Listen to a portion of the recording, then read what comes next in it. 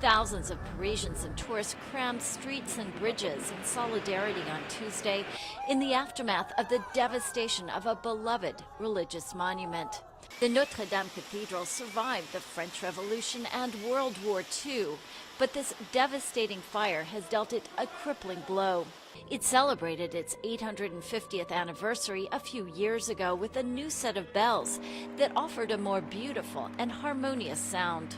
Well, I feel very devastated, of course, because it's a monument which has always been part of our life here in Paris.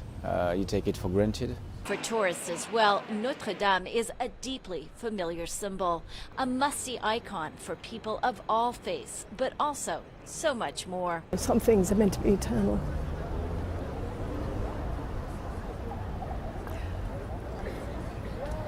Just one of those terrible things. Awful.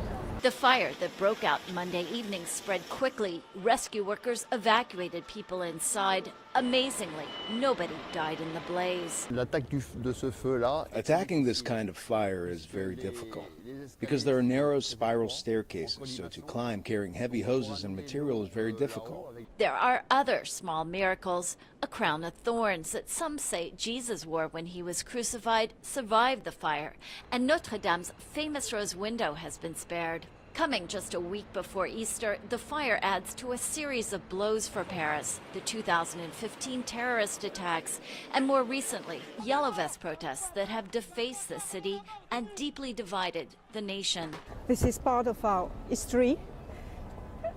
It's like our history is going out, and I really hope we're going to build it again, because we're French, we're proud of being French, we're proud of our history.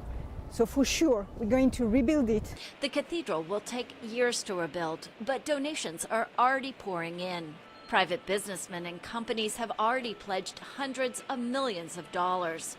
The government plans to earmark hundreds of millions more, which makes Parisians hopeful that at some point in the not-too-distant future, Notre Dame will rise again.